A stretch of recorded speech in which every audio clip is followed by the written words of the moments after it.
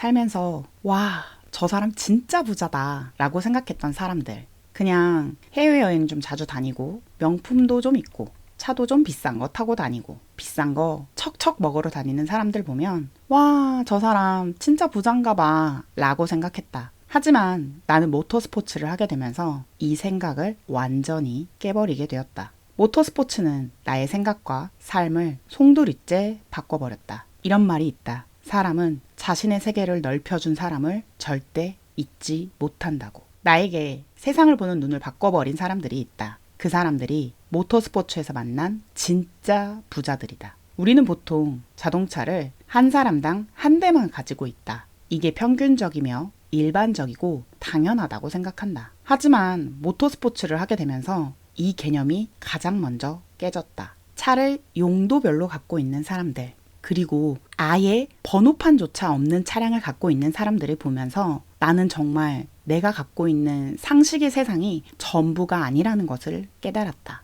번호판이 없는 차라는 게 무슨 말인지조차 일반인들은 이해하지 못한다. 번호판이 없는 차라는 것은 일반 도로에서는 주행을 할 수 없는 차라는 것이다. 그럼 이런 차를 가지고 어디에 쓰냐? 바로 서킷에서만 탈 수 있다. 한마디로 장난감이다.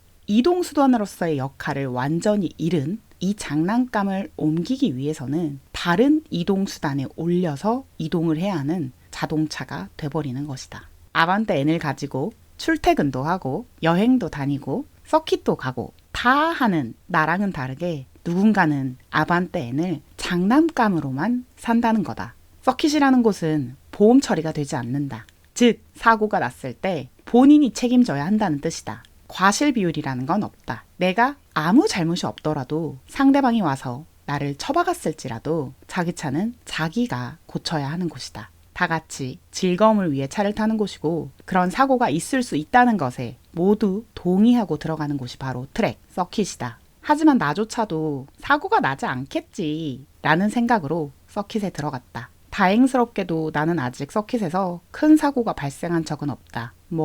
타이어가 빠지는 정도? 이건 애교다. 서킷에서 차가 펜스에 부딪히고 개박살이 나는 친구들도 봤다. 주행 중에 차가 트러블이 생겨서 불이 나는 사람도 봤다. 이건 모두 자신의 책임이며 시설물 또한 배상해줘야 한다. 이건 놀이이기 때문이다. 내가 서킷에서 만난 진짜 부자들은 이것을 정말 부담 없이 처리할 능력이 있는 사람들이었다. 그들도 물론 마음은 아프겠지만 그 사고로 인해 삶이 무너지지 않고 삶에 큰 지장이 없는 선에서 모든 일이 처리가 가능한 사람들이었다. 그리고 그들은 그렇게 차가 개박살이 나더라도 출퇴근을 하는데 사용하는 차는 따로 있다. 서킷을 타는 차로 서킷을 왔기 때문이다. 그럼 그들이 서킷을 타는 차는 구닥다리 차냐? 아니다. 내가 가지고 있는 차보다 훨씬 좋은 차들, 일명 슈퍼카라고 불리는 차들을 서킷에서 장난감으로 타고 있다. 정말 태어나서 그런 사람들은 처음 봤다. 내 주변에 그 정도로 부자인 사람들은 지금까지 없었다. 모터스포츠를 하면서 만나게 된 사람들이다. 아니, 이런 사람들을 그냥 부자라고 불러도 되나? 재벌? 기업가? 진짜 말도 안 되는 부자들을 많이 만났다. 내 주변에 있는 흔한 사람들은 그렇게 슈퍼카를 타는 사람들을 보면 저 사람은 불법을 했을 거야. 저 사람은 부모님이 부자일 거야. 라는 이야기를 많이 했다. 나조차도 그들을 만나기 전엔 그렇게 쉽게 생각했다. 하지만 내가 만나본 사람들은 그렇지 않았다. 누구보다 열심히 노력했고 바닥부터 올라왔고 일반 사람들이 하지 않는 생각으로 움직이며 도전적이었다. 그리고 누구보다 레버리지를 잘 이용하는 사람들이었다. 그들은 그들이 살아온 이야기를 나에게 편하게 전해줬다. 그리고 나에게 희망을 심어주고 어떻게 돈을 벌어가고 사업을 키워가야 하는지 알려주셨다. 차를 앞으로도 더 타고 싶다면 더욱 큰 노력과 미래를 향한 투자를 하라고 하셨다. 시드머니를 모으고 지금 하는 나의 자영업을 더 키우고 발전해 나가라는 조언을 해주셨다. 어떤 분은 나에게 이런 질문도 하셨다. 너는 네가 차에 쓰는 돈이 네가 버는 돈의 몇 프로나 되니? 저는 100% 쓰는 것 같은데요? 라고 대답했다. 이피야, 네가 차를 오래 타고 싶으면 네가 버는 돈의 10%만 차에 써야 해. 라고 하셨다. 근데 저는 10%만 차에 쓰면 차를 못 타는데요? 라고 대답했다. 그러자 그분이 하신 말씀은 그럼 그걸 모아서 1년에 한 번만 타야지. 머리를 띵하게 맞은 것 같았다.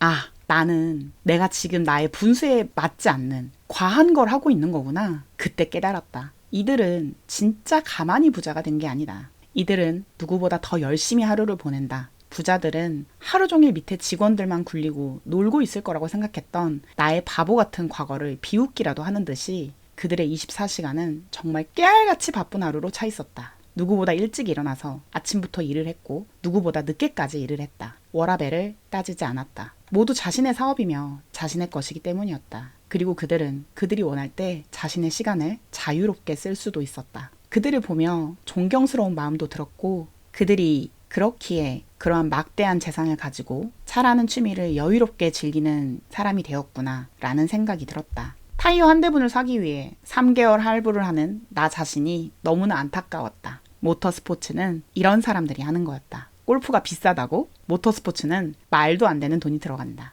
내가 86을 사려고 할 때 한 분이 이렇게 말씀하셨다. 이피야, 너는 지금 86을 사는 것보다 저번에 말했던 너의 사업의 방향을 키우는 쪽으로 돈을 써야 하는 게 어때? 그럼 나중에 더 여유롭게 86을 살 수 있을 거야. 맞는 말이었다. 지금 나는 86을 살 게 아니고 내 사업에 더 투자를 해서 일을 더 열심히 할 때였다. 그분들이 해주시는 말씀은 주옥 같았다. 그 주옥 같은 조언을 따라서 나도 더 열심히 살아야겠다고 생각했다. 모터스포츠를 하면서 엄청난 부자들을 만나고 나의 세계가 확장되며 정말 본받을 만한 좋은 사람들을 많이 만났다.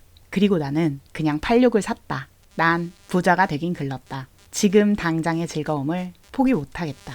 역시 부자는 아무나 되는 게 아니다.